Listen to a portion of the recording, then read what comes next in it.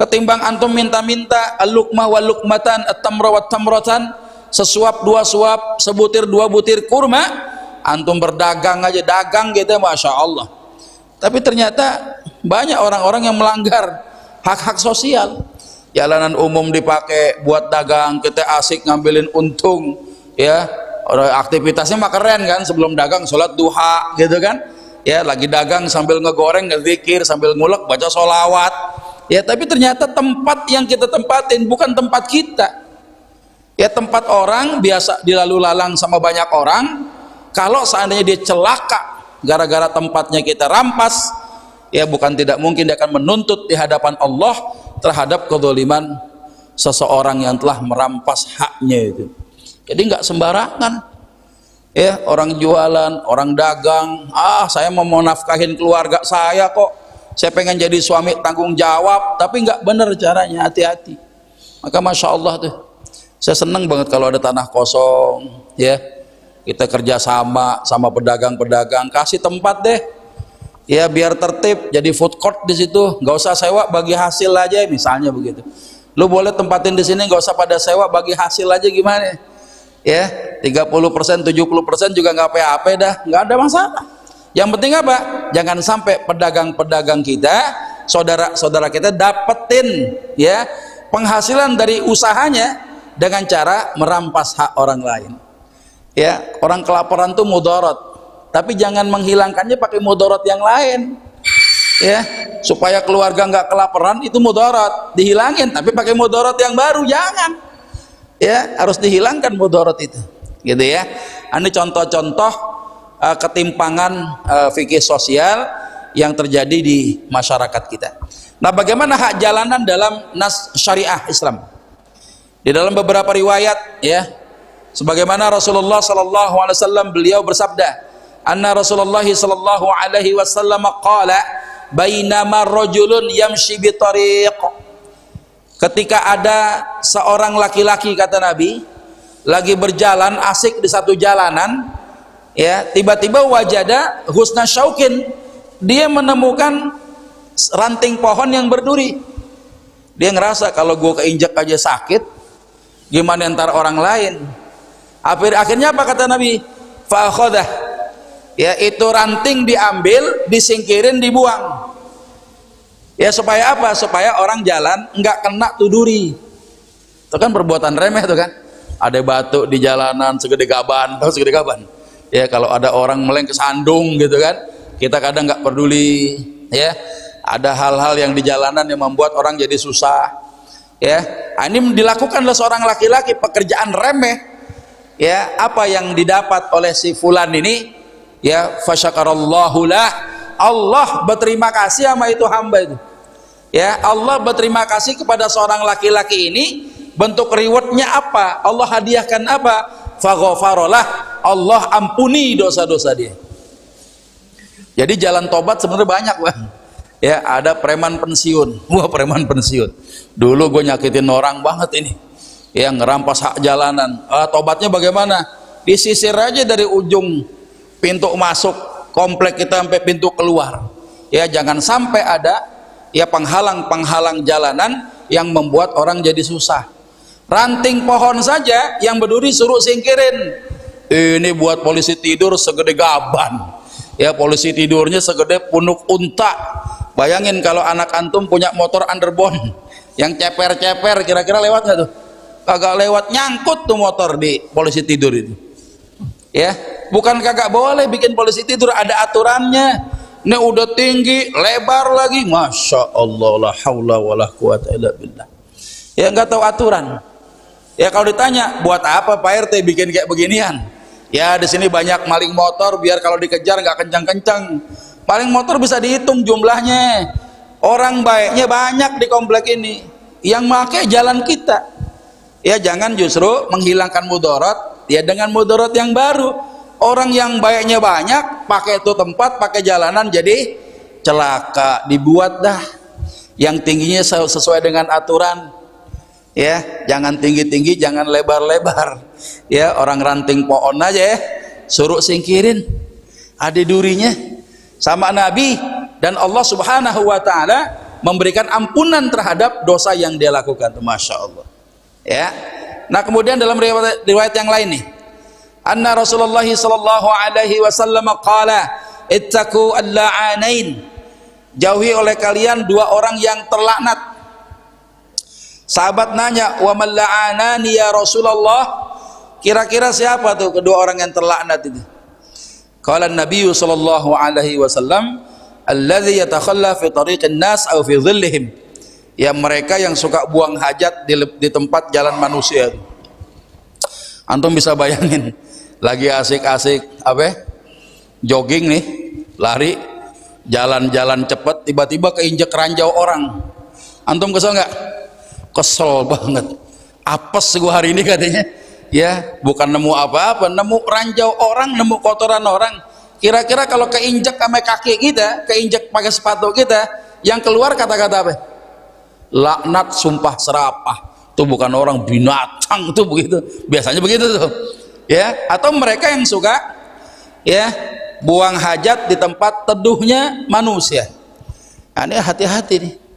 Ya, ini Rasulullah sampaikan bahwasannya di jalanan itu ada hak-haknya itu.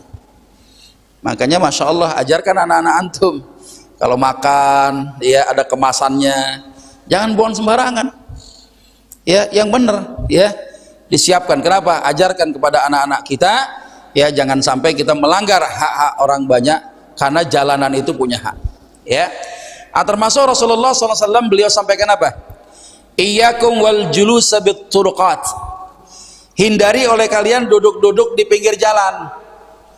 Ya, rumah di gang tuh biasanya tuh udah minimalis tuh jalanan, didudukin, ditongkrongin lagi. Ya, yang nongkrong bukan orang lain, RT RW juga ikut nongkrong di situ. Asik sambil ngawasin apa?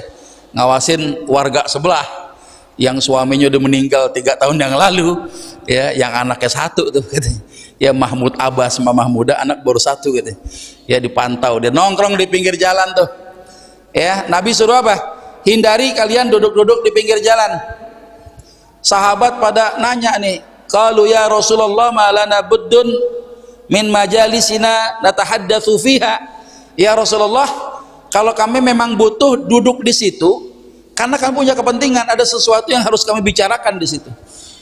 Ya, faqala Rasulullah sallallahu alaihi wasallam, idza abaitum illa al-majlisa fa'atut tariq haqqah. Kalau seandainya kalian tidak ada tempat lain kecuali tempat itu yang kalian pakai, ya pakai aja silakan, tapi kalian harus menjaga hak jalanan. Ya, sahabat nanya, wa ma haqqut tariq ya Rasulullah, kira-kira hak jalanan itu apa? Ada 4 nih. Ya, apa kata Nabi? Ghaddul basar. Kalau mau nongkrong di pinggir jalan, ente harus jaga pandangan, tundukkan pandangan. Yang ada kan nggak begitu, kita nongkrong di pinggir jalan, kita apal, bentar lagi si Mine lewat katanya. Mine yang mana? Itu tuh karyawan toko sebelah. Ya, kalau dia lewat, wah bini gue mau lewat udah katanya begitu. Ya, dia apal tuh kalau cewek lewat. Ya, orang lewat diliatin, dipandangin luar biasa. Padahal apa? Ya, orang tidak semuanya nyaman diliatin mukanya. Ya, maka Nabi suruh apa? Ghaddul basar, tundukkan pandangan. Ya, kemudian apa lagi? Waqaful adza, ya, nggak gangguin orang. Orang lewat nggak disuit-suitin. Orang lewat jangan sampai digangguin. Ya, mudah-mudahan kita lagi main di pinggir jalan, kaki kita melintang sampai ke tengah jalan. Orang mau lewat bingung, gue lindes takut marah. Ya, disuruh minggir, nggak mau minggir, habisnya diapain nih anaknya?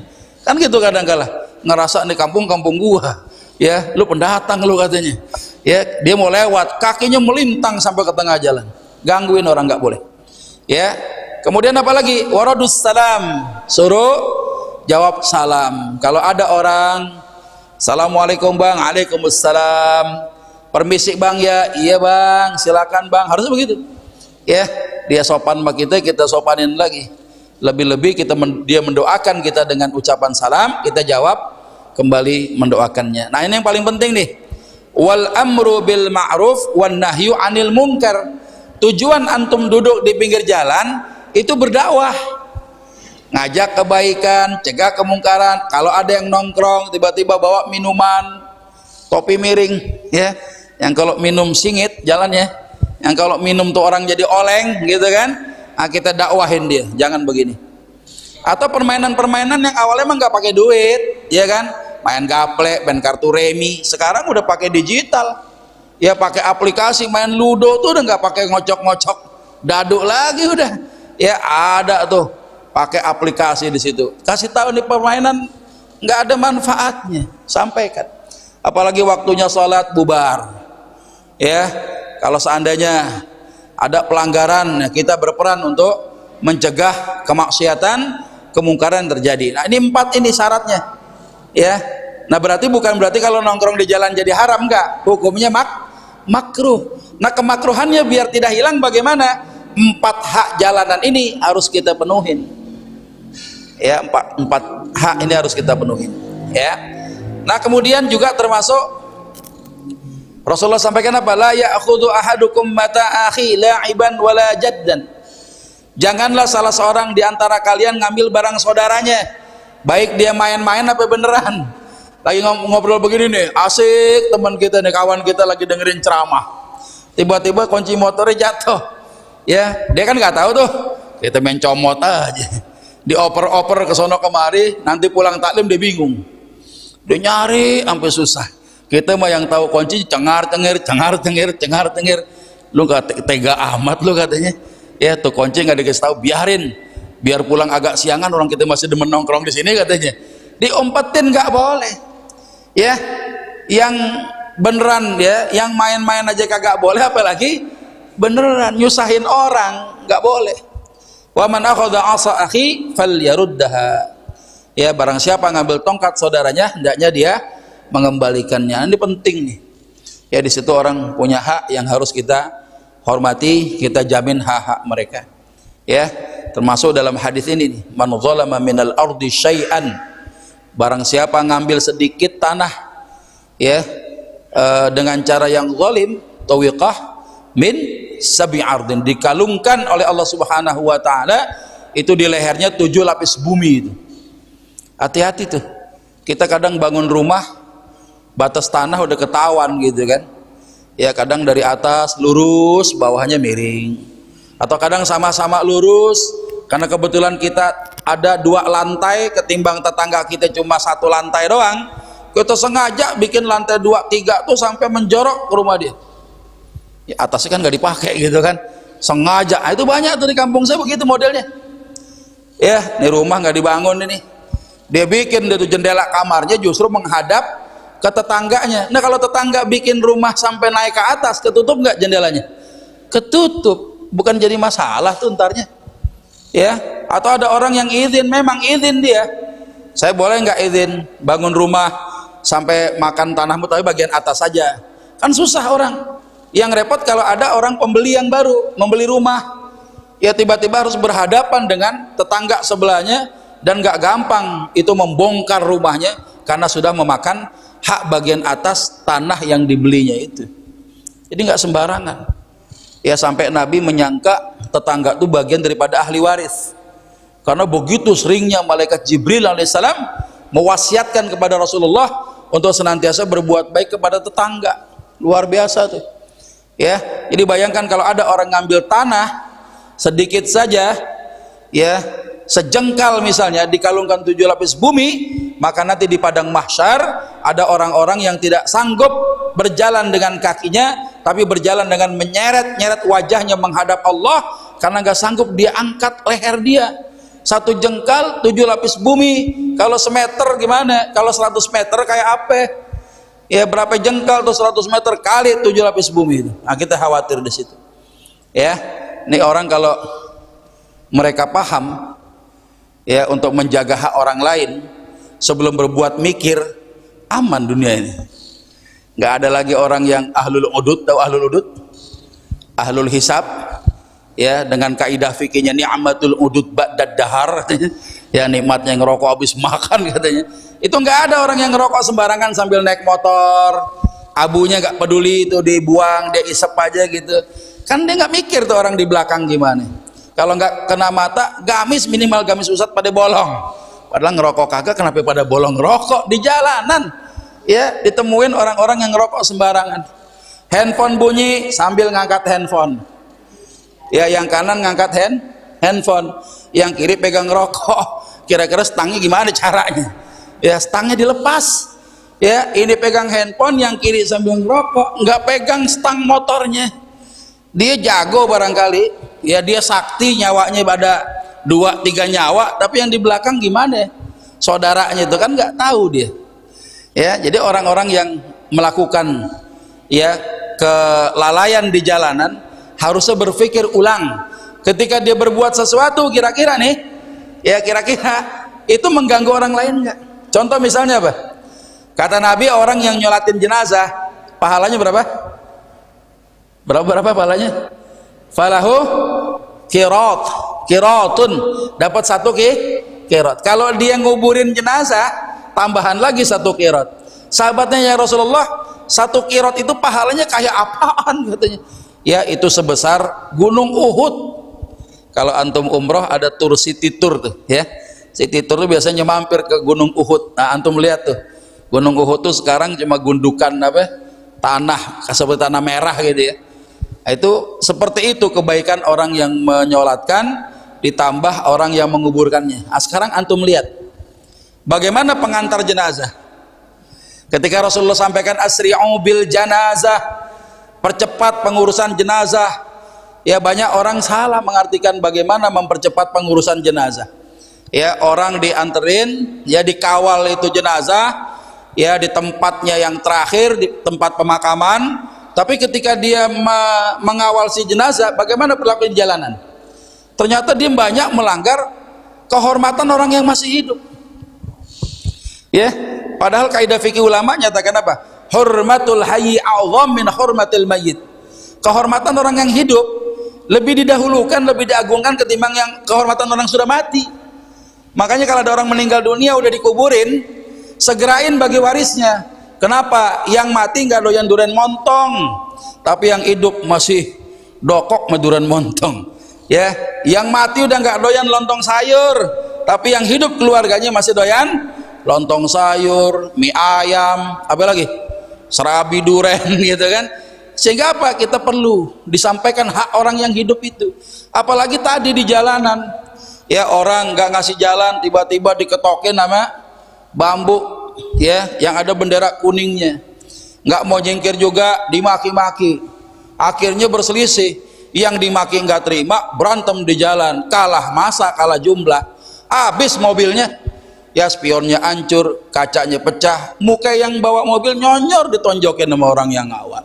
Sekarang bagaimana bisa didapatkan pahala sebesar gunung Uhud kalau caranya itu orang sampai melanggar hak-hak orang yang masih hidup? Hati-hati tuh bang. Ya, kita masih seger begini, ya kirim pesan sama keluarga, tong kalau bapak lu mati ntar tong ya, lu pesen nih habis sholatin gua di masjid apa nih, Rodotul Jannah, pesenin nama yang nganter, ya naik motornya jangan bertiga, ya pokoknya harus pakai helm, jangan galak di jalanan, biarin aja dah.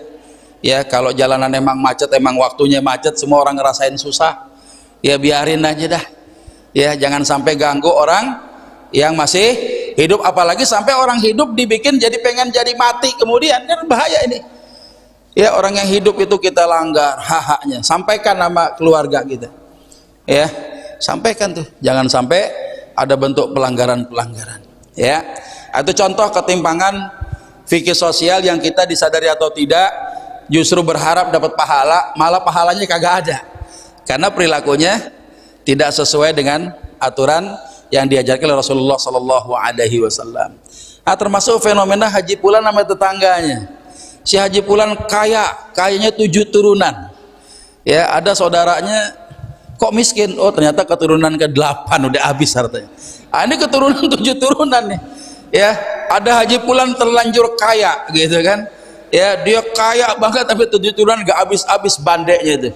Ya, kalau seandainya kagak ada corona nih, tiap bulan dia umroh, nggak cuma sendiri, diajak ya saudara-saudaranya, diajak, pokoknya yang berhubungan kerabat diajakin. Ya, hajinya juga masya Allah. Ya, tapi ternyata rumah depan belakang kanan kiri ya ada tetangga yang justru hidupnya miskin.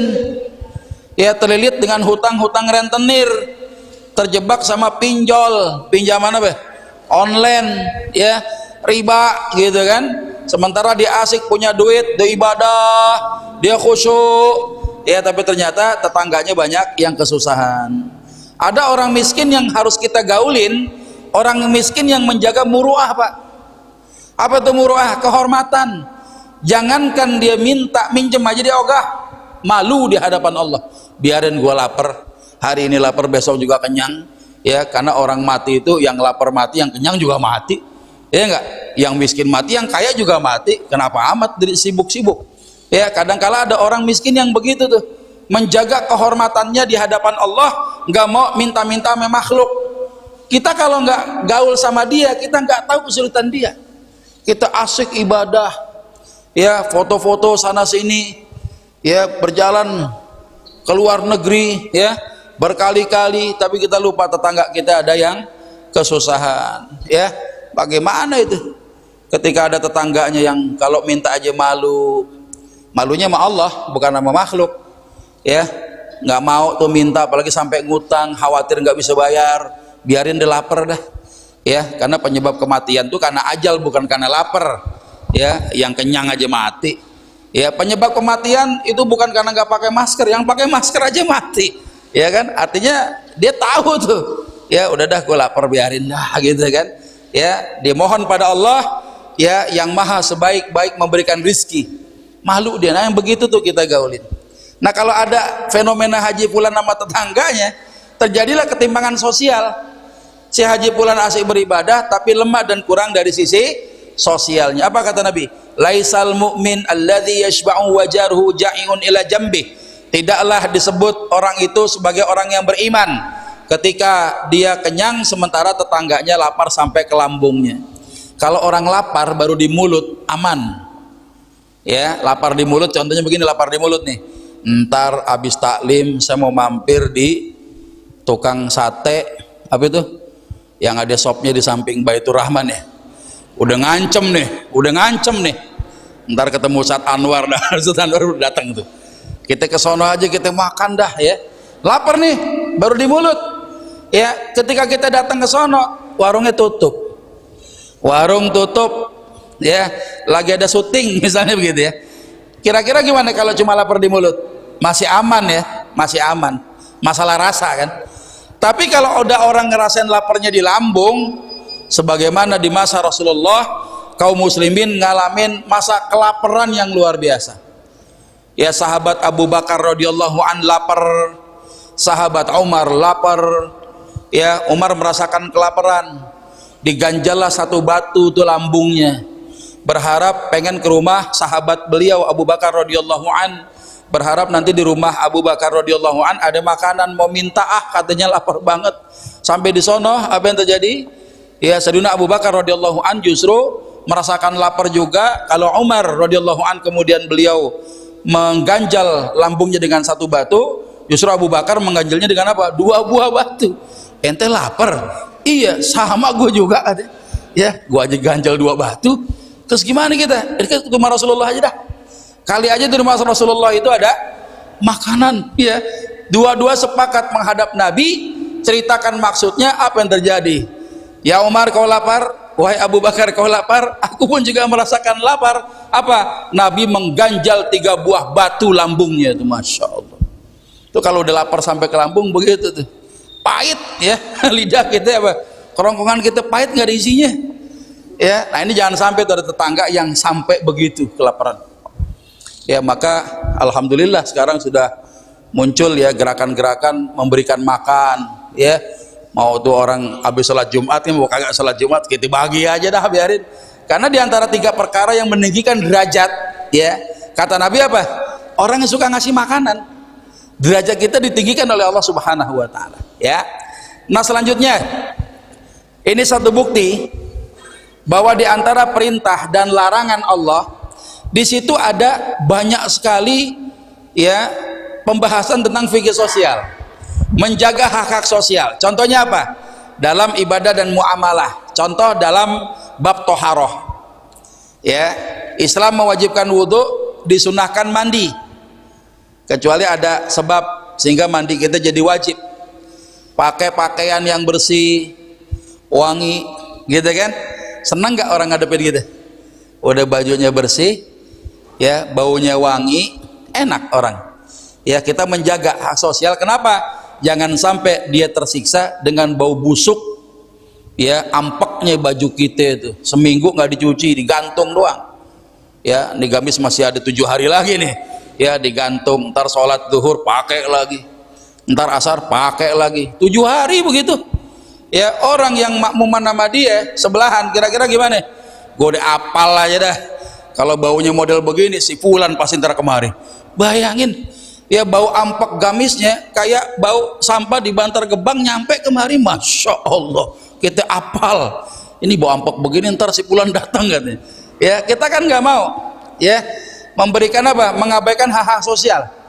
Mulut kita jangan sampai baunya bau busuk, ya, makan segala rupa yang menimbulkan bau yang orang nggak seneng. Itu buat apa coba?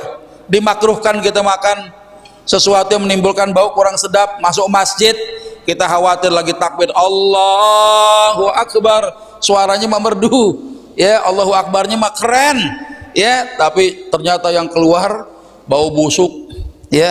Kira-kira sholat di sebelah gimana orang? Nggak khusyuk, ya, akhirnya merasa terganggu dengan bau yang menyengat ada pada badan kita. Jadi hati-hati, ya. Silakan nih dipikirin dia. Ternyata diantara bab toharah ada dimensi sosial, ya. Kita harus menjaga hak-hak orang lain, jangan sampai orang merasa terganggu dengan bau menyengat yang ada pada badan kita, ya. Contoh lagi dimensi sosial di dalam sholat. Kalau ada anak, ya, yang kita punya di rumah, pengen dia biasa ke masjid, caranya bagaimana? Bukan selagi kecil dibawa ke masjid. Usia anak di bawah 7 tahun itu ulama memakruhkan, ya, anak kecil dibawa masuk masjid usia di bawah mumayyiz, di bawah 7 tahun. Alasannya apa? Di bawah 7 tahun tuh anak gak ngerti adabul masjid. Kalau antum bawa anak di bawah usia 7 tahun, ya, makmum lagi pada sholat asik dengerin bacaan imam, ya, saking merdunya dada kita berdebar, dengkul gemeter, nggak terasa netes air mata. Tiba-tiba tuh anak yang kita bawa lari ke sono kemari. Kita lagi sujud didudukin pala kita, ya, kita lihatnya anak-anak siapa? Oh, anak Pak RT katanya. Ntar kalau gue marahin besok KTP nggak dikasih katanya. Akhirnya diem aja, ya, giliran dikasih tahu marah, ngambek, dia ngancem. Anda kadang-kadang kita nggak sadar, ya, kita asik ibadah tapi anak kita geladak gelidik, gajak gijik, warawiri, nggak pugu lagu, ya. Akhirnya apa? Ganggu orang, kenyamanan ibadah jadi masalah, kita ngelanggar hak orang lain. Bener nggak tuh? Coba nih di masa Rasulullah, ya, ada seorang yang menjadi imam, kalau nggak salah ini Mu'adz bin Jabal salah satunya, ya. Beliau mengimamkan sholat, kebetulan bacaannya panjang, ya. Ketika itu ada orang yang mufarakah, memisahkan diri dari jamaah, ya. Imam yang ngerasa dalam ekor matanya ngerasa ada orang yang memisahkan diri, setelah salam lapor sama Nabi, ya Rasulullah, si fulan lagi sholat berjamaah, dia pergi tuh, ya, dia keluar daripada jamaah. Dipanggillah si fulan itu, kenapa kok sampai sholat berjamaahnya kok misahkan diri? Diceritakanlah bahwa imamnya bacaannya kepanjangan, ya, sehingga ada urusan dunia yang belum selesai yang dia lakukan, ya, sehingga khawatir, ya, urusan yang belum selesai ini membuat sholatnya jadi bermasalah juga. Akhirnya apa? Rasulullah justru memarahi Mu'adz bin Jabal. Apa kata beliau? Idza amma ahadukumun nas falyukhaffif, ya, apabila salah seorang daripada kalian menjadi imam, hendaklah, ya, peringan bacaannya, percepat sholatnya.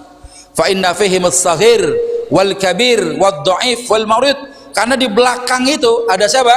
Ada anak kecil, ada orang tua, ada orang sakit, ada orang lemah, ada orang sakit, ya. Jadi imam tidak hanya tahu tuntunan fikihnya, tapi harus tahu tuntutan di belakang, ya.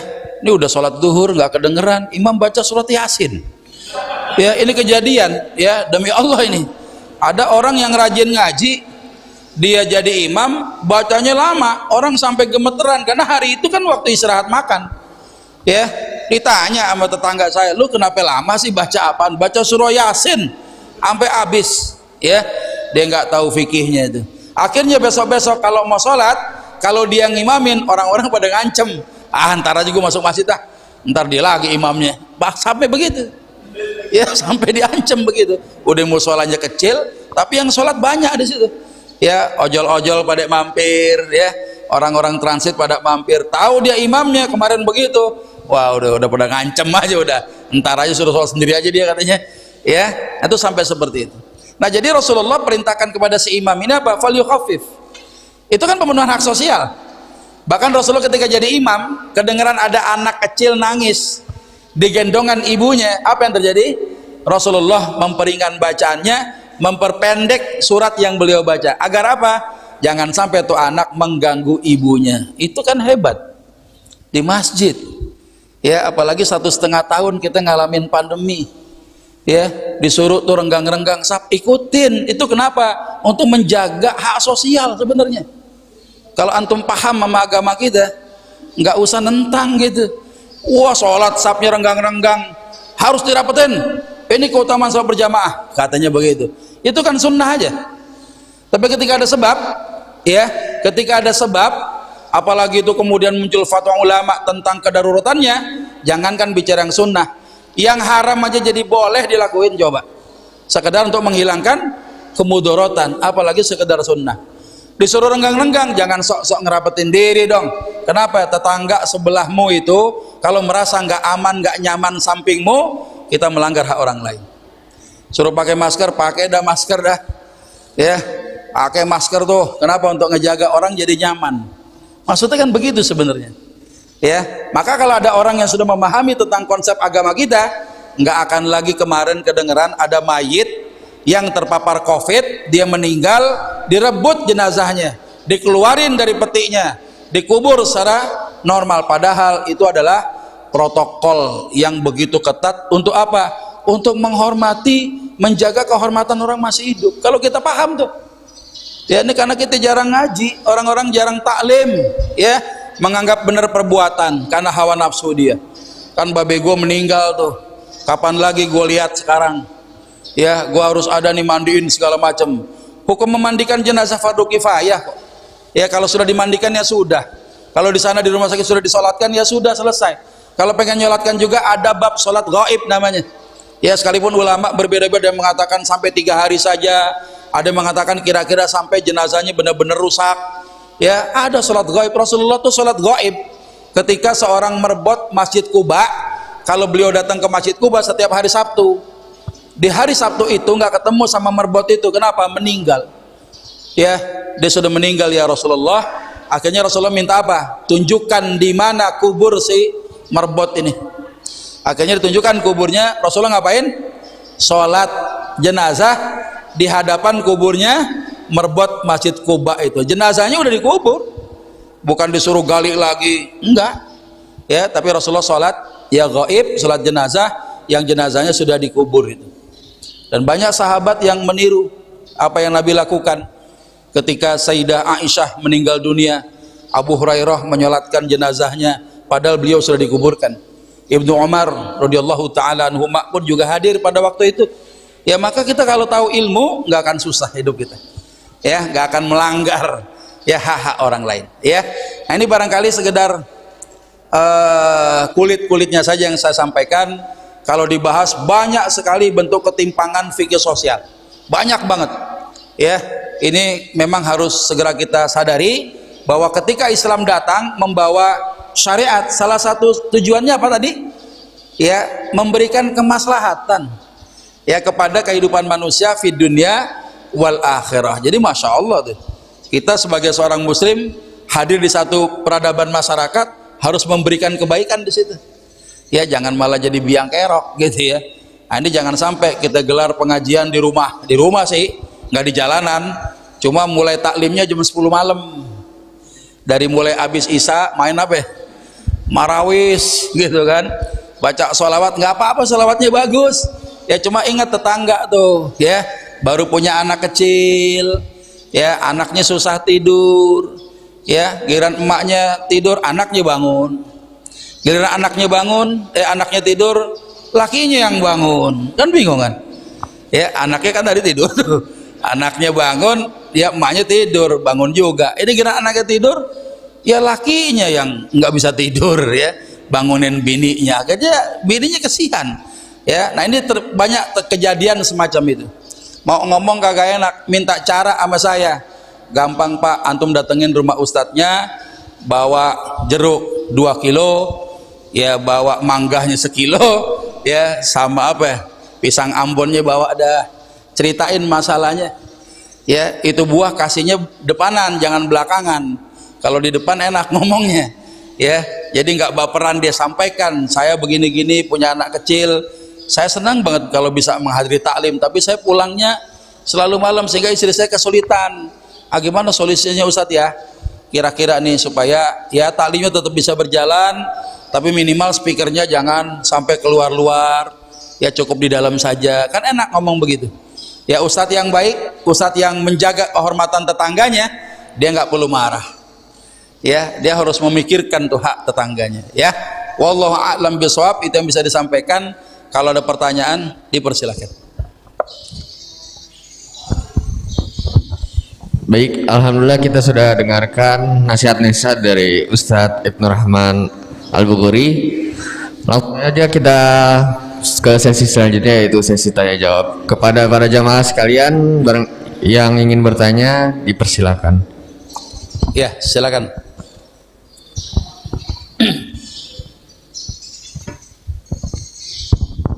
Assalamualaikum warahmatullahi wabarakatuh. Waalaikumsalam warahmatullahi wabarakatuh. Berkaitan dengan kajian kita pagi ini, fenomena lingkungan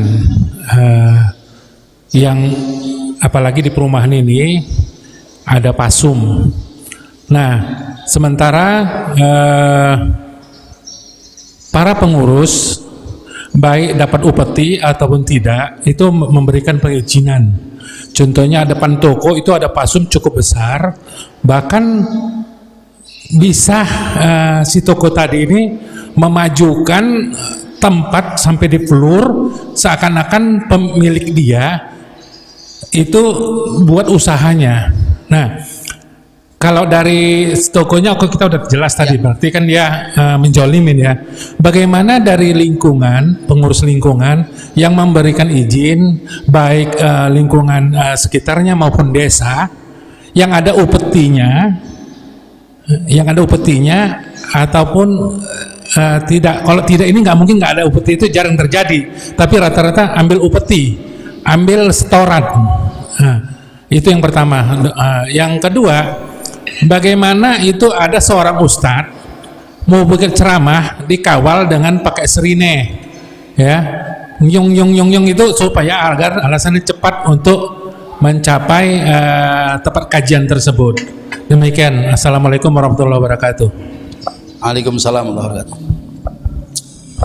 Gak usah bicara fasum ya, yang gampang aja nih. Ada masjid wakaf, itu lahan depan sono lebar ya, daripada orang dagang bermasalah. Gimana kalau kita bikinin warung di situ, tanah wakaf loh.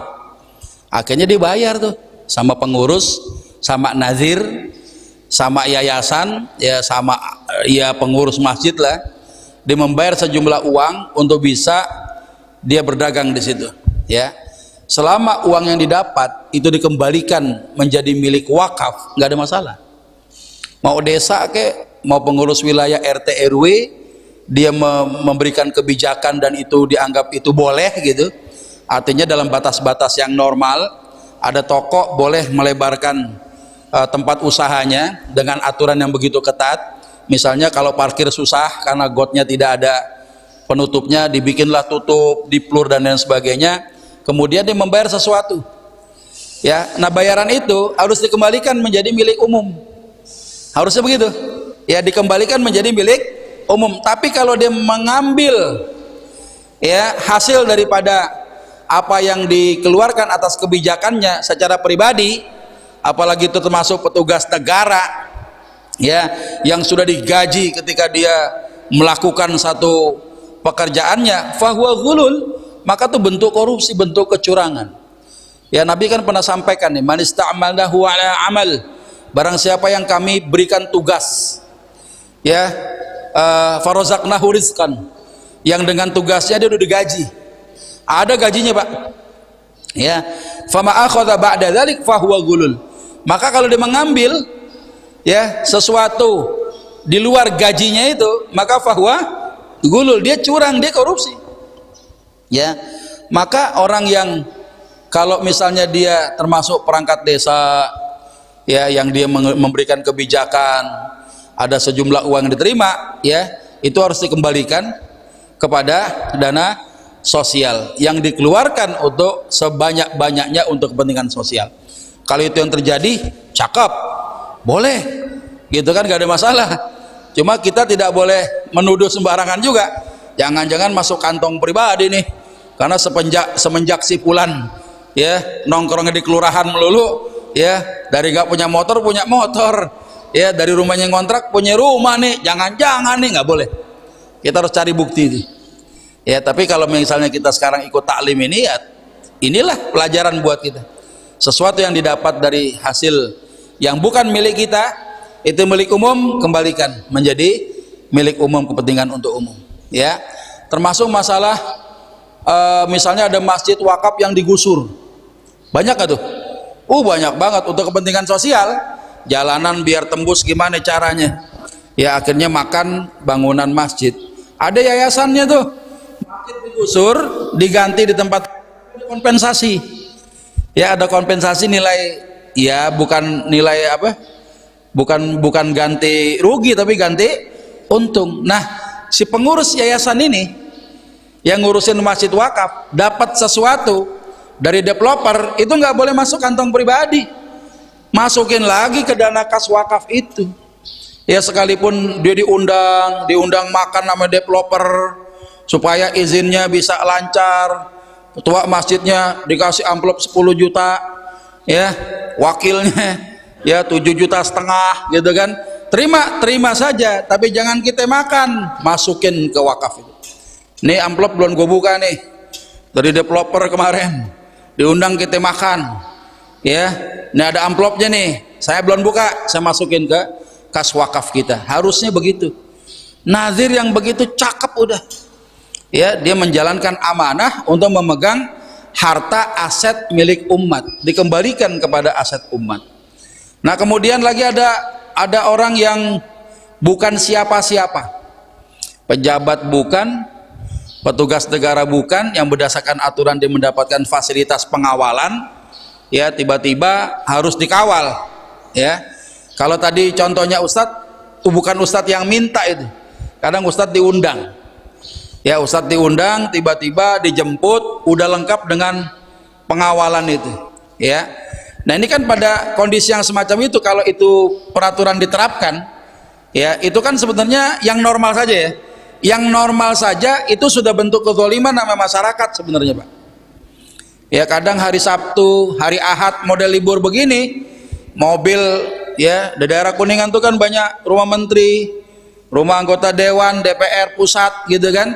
Ya, udah jalanan, ya, memang sedang libur, kadang juga sepi, jalanan nggak terlalu rame, pakai lampu apa? Rotatornya dipasang, sirenenya, ya, dipencet-pencet sedemikian rupa, dia nggak sadar tuh, orang gedek. Saya termasuk yang gedek, beneran. Saya bilang sama bini saya, Neng, ntar kalau kita mati, Neng, ya, pahala kita kurang, kita tuntut sama Allah orang yang begini nih. Iya dong, ngapain, ya kan? Hari Sabtu, hari Ahad bukan jam kerja, ya, tapi dikawal, rakyat suruh pada minggir. Ini yang saya ingat banget itu. Ya, ada 5 golongan yang dilaknat oleh Allah, ya, khamsatun ghadiballahu alaihim, 5 golongan yang dimurkai oleh Allah, ya, insya amda, ya, ghadabahum, ya, alaihim fid dunya. Bagaimana kemudian Allah Subhanahu wa taala kalau berkehendak itu orang diazab di dunia, wa illa sawwabihim fil akhirah ilan nar. Kalau nggak dapat azab di dunia, di akhirat masuk neraka. Salah satunya apa? Ya, amiru qaumin. Ada seorang pemimpin satu kaum yang dia mendapatkan apa? Ya'khudhu haqqah min ra'iyati. Dia mendapatkan hak daripada rakyatnya. Sekarang kan pejabat-pejabat dari mana itu gajinya? Dari pajak, ya kan? Tunjangan, fasilitas dan lain sebagainya. Tiba-tiba dia mendapatkan penghasilan dari uang rakyatnya, justru dia tidak berlaku adil kepada rakyatnya, bahkan dia tidak menghentikan kezaliman atas rakyatnya itu. Nah, ini repot itu.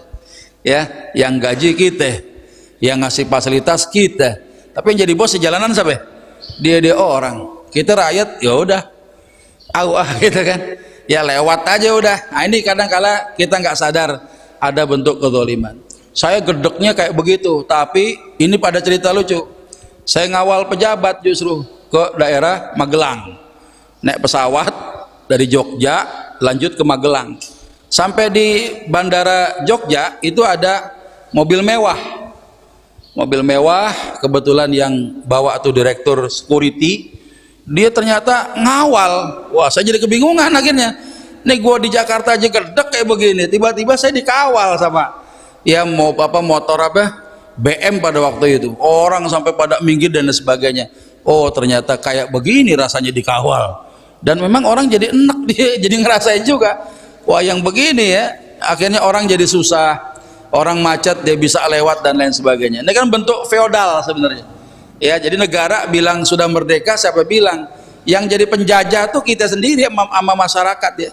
Bung Karno kan dulu pernah sampaikan, musuhmu dulu matanya biru, ya matanya ya bule gitu ya.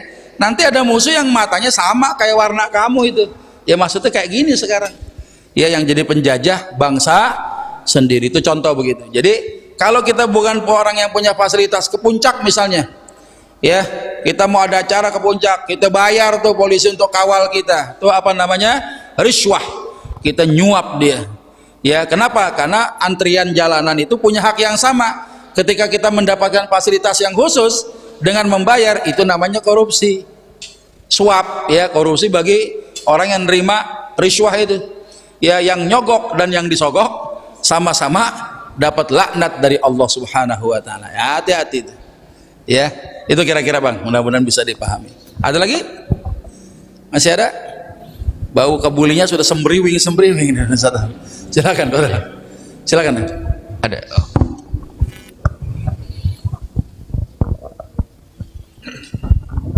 Assalamualaikum warahmatullahi wabarakatuh. Waalaikumsalam warahmatullahi wabarakatuh. Begini tadi saya mau tanya mengenai wakaf. Ya. Jadi ada seseorang berniat mewakafkan tanah, Ya. tapi di suatu daerah begitu ya. Misalkan untuk dibuat masjid. Ya. Dia menunggu sampai ada dananya lah untuk membuat masjid tersebut. Tetapi pada saat dia akan mewujudkan niatnya itu, ternyata tanah yang dia mau niatkan wakaf itu sudah disalahgunakan sama orang-orang untuk menjadi perumahan gitu. Sudah berdiri bangunan-bangunan rumah lah, Ya. yang dari ya mungkin hampir satu RT gitu ya. Jadi kayak perkampungan gitu, karena tanahnya cukup luas. Kalaupun dia mau mendirikan masjid, dia harus ganti rugi, padahal itu tanah dia gitu. Dan kelihatannya yang berdiri di tanah itu golongan orang-orang yang rumah-rumah yang kumuh gitu, yang orang-orang kurang mampu gitu. Nah, itu bagaimana ya Ustaz ya? Kalau tadinya dia ingin mau mendirikan masjid di situ, tapi udah diisi oleh orang-orang yang ya kaum duafa lah misalkan. Bagaimana menurut pendapat Pak Ustadz? Ya. Ada orang niat mewakafkan tanah karena kelamaan wakafin tanah, belum dibangun-bangun, 1, 2, 3, 4, 5, 6, 7, 8, tiba-tiba orang bangun bangunan rumah walaupun nggak permanen gitu ya. Artinya banyak masyarakat yang nggak punya rumah bikin bangunan-bangunan yang ala kadarnya. Nah, sehingga orang yang berwakaf bingung Di tanah gue pengen bangun masjid, biayanya udah ada, akhirnya nambah lagi. Kenapa? Orang-orang yang bikin bangunan tanpa izin itu meminta kompensasi, padahal nggak ada akad sama sekali. Dan urusan dosa nggak cuma orang kaya doang, orang miskin pun juga ada yang dosa. Sekalipun kata Nabi orang miskin banyak masuk surga, dan bahkan duluan sebelum orang kaya, nunggunya cuma setengah hari. Jadi orang miskin masuk surga itu ngantrinya, nanti orang kaya cuma setengah hari. Cuma setengah harinya berapa? 500 tahun lamanya. Orang kaya baru boleh masuk. Ya, setelah orang miskin itu masuk surga. Ya, anak orang miskin yang bagaimana yang masuk surga? Bukan yang model begitu tuh. Ya, udah miskin, ya kue cincin ganda sturi, udah cincin gak tahu, udah miskin gak tahu diri. Ya udah ketahuan miskin, bagaimana dia menghilangkan mudarat? Jangan pakai mudarat baru. Itu maksud saya begitu, Pak. Dia dengan kemiskinannya jangan justru mengambil langkah untuk mendatangkan mudarat yang baru. Miskin itu mudarat, susah itu mudarat. Banyak yang rusak, kerusakan ada gitu kan. Dihilangkan jangan dengan mudarat yang baru. Dia bikin bangunan di situ, dia ajak saudaranya di situ. Ya, dia bahkan gak cuma ngajak, jadi makelar juga. Udah lo sewa sama gua dah, dia yang makan sewanya di situ. Ya, nah ini bagaimana harusnya? Ya karena dia bukan hak dia, ya orang itu harus disuruh pindah. Baik dengan cara-cara yang hasan maupun cara-cara yang kasar ketika pemerintah punya perangkat untuk melakukan itu. Karena kalau nggak dihentikan dia zalim terus, Pak.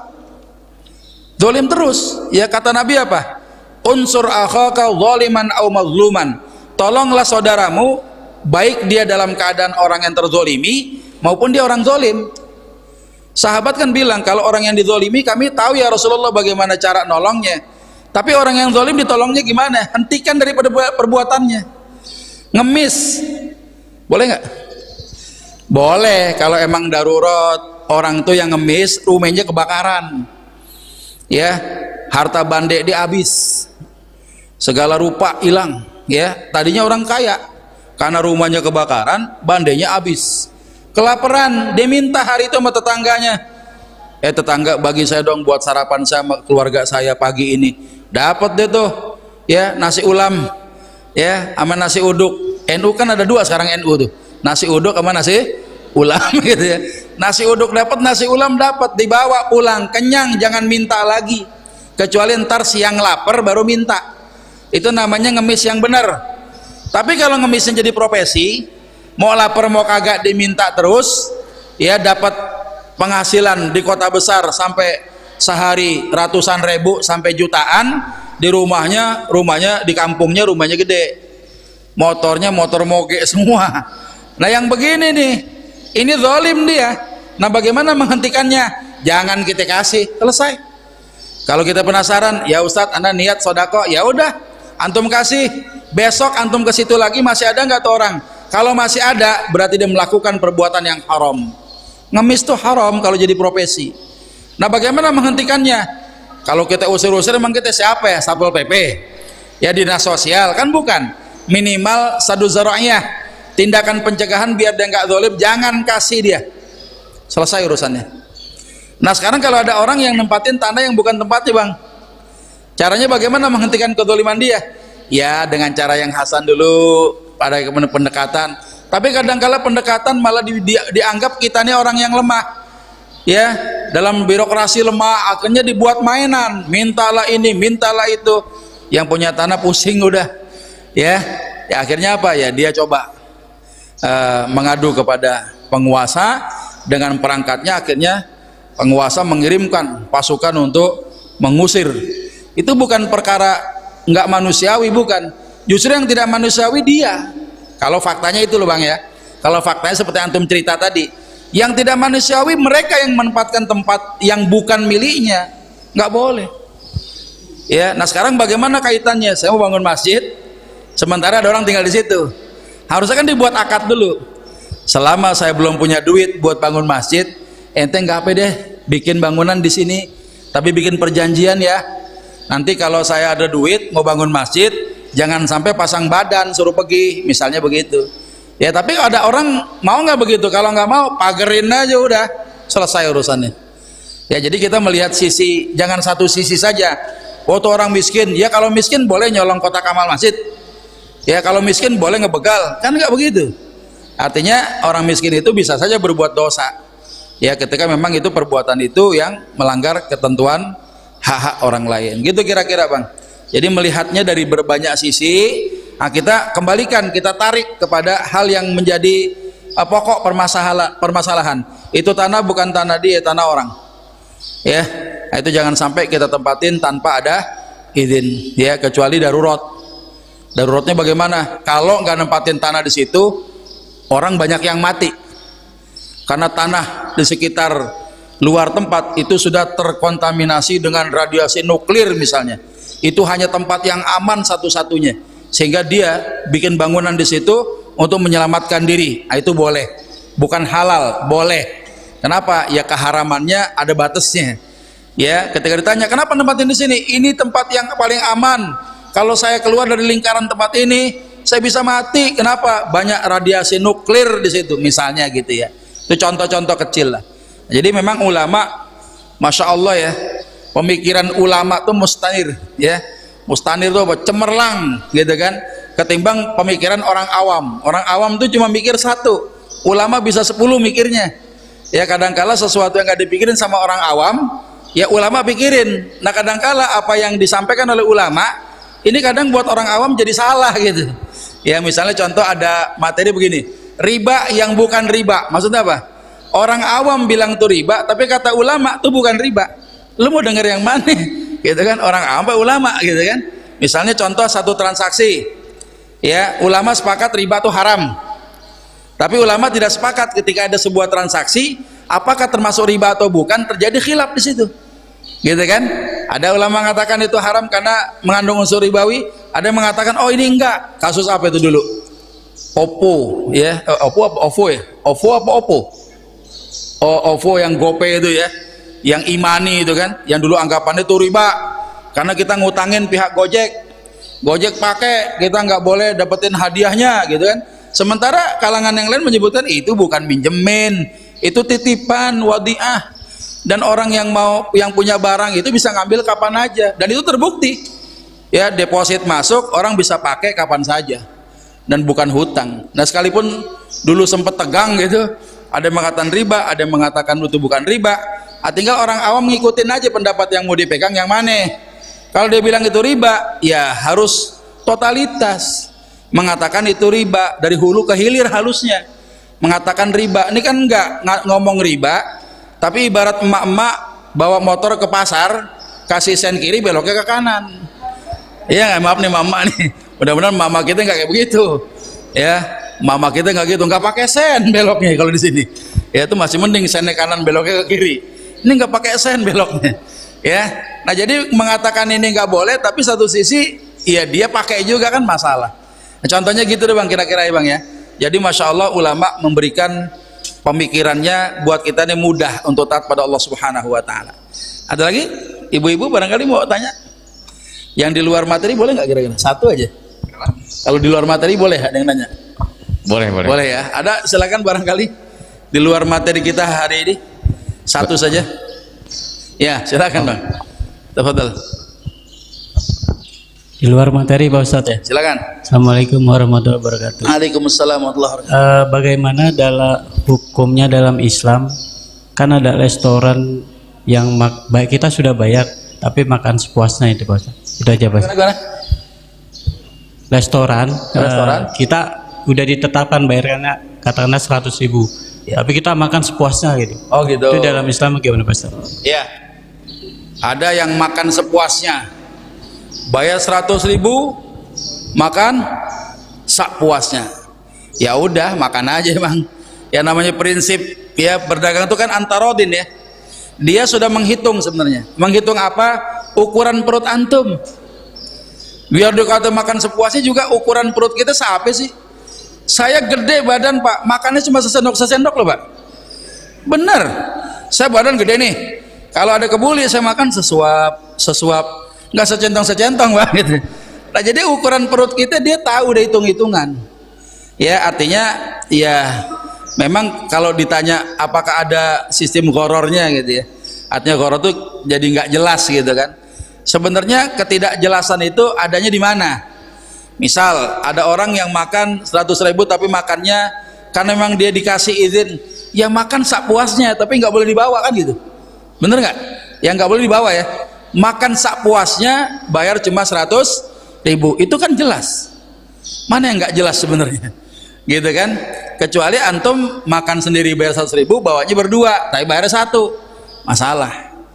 Ya, bawa perut cadangan gitu. Lu ikut ntar habis gua lo nih ya, bayar satu gitu, nggak boleh. Nah jadi ada nggak sih ghorornya di situ? Di mana letak ketidakjelasannya dalam akad? Nggak ada masalah sebenarnya. Ya, misalnya saya menyediakan makan dagang makanan sistem prasmanan, bayar sekian, makan sak puasnya. Insya Allah yang dagang nggak rugi. Antum juga barangkali nggak merasa kerugian juga. Bayar 100.000 ya. Jadi sekalipun makan juga sak puasnya, ukuran kita seapa sih? Ya paling seperti itu ya. Kecuali begini, restoran makan sesukanya bayar, ya udah makan sepuasnya bayar sesukanya, itu gharar tuh, karena harganya nggak ada. Makan sepuasnya bayar sesukanya. Kalau yang bayar cuma 1.000 gimana? Apa nggak ngedumel dia? Kan banyak kan motivasi orang, saya tadinya nggak untung, setelah saya buka usaha begini, alih-alih ini usaha di jalan Allah katanya. Yang namanya usaha itu lain sama sedekah. Orang dagang tuh ada pertukaran kompensasi. Yang punya makanan dapat duit, yang punya duit dapat makanan. Orang kalau sedekah, orang ngasih makanan, dia nggak berharap kembali. Itu sedekah namanya, gitu kan? Kalau kemudian dicampur akadnya antara jual beli sama sedekah, ini jadi masalah, jadi kagak jelas. Makan sak puasnya, bayar sasukanya, bayar sakarepmu, misalnya gitu kan? Makan sak kenyangnya, bayar sakarepmu, bisa nggak kira-kira? Ya kalau sakarep kita bayar gitu kan, berapa duit gitu kan? Coba kita buktiin. Kita bawa 100 orang makan di situ, bayarnya cuma 1.000 satu orang. Kali 100 berapa? 100.000 ketutup nggak? Nggak, ngedumel dia. Hari besok kita datang lagi, sebulan penuh kita makan di situ. Ntar apa yang ngedumelnya? Kan enggak. Nah ini biasanya dijadikan modus. Orang nggak mungkin lah udah makan enak begini bayarnya semau-mau dia, murah, nggak mungkin. Nah ini sebenarnya trik dagang yang kagak jelas. Kayak antum punya motor bannya kempes, ngapain kalau ban kempes? Ditiup bannya? Enggak, datang ke tukang tambal ban, diapain? Ditambal bannya. Ketika kita mau bayar, berapa duit? Ya terserah bapak aja. Pernah nggak begitu? Terserah bapak aja deh. Dikasih 2.000, wah, bodem dilempar. Kira-kira aja pak, kan begitu. Tapi kalau dikasih bayarnya lebih daripada harga normal, seneng dia, berhasil modus dia tuh. Nah jadi yang dagang model begini yang kacau nih, ada gharar, ada ketidakjelasan. Makanya kalau saya punya orang yang saya suruh kerja di rumah, saya fair-fairan, berapa lu sehari gue kudu bayar? Ya 250.000, boleh nawar enggak? Nawar berapa ya Ustadz? Saya nawar sehari 300.000 dah. Kenapa kau dikasih 2,5 kekecilan gaji ente? Bisa nggak begitu? Boleh nggak begitu? Ada kuli nih kerja benerin rumah, seberapa sehari saya bayar? 250.000 aja Ustadz. Saya boleh nawar nggak? Boleh Ustadz. Saya tawar 300.000 sehari, mau nggak? Boleh nggak? Boleh nggak? Boleh. Kenapa nggak boleh? Ya, masya Allah tuh. Kalau tawaran begitu orang nggak sakit hati, ya nggak sakit hati orang. Ya, nah itu kalau dia deal, jadi kita bayar sesuai dengan akad itu.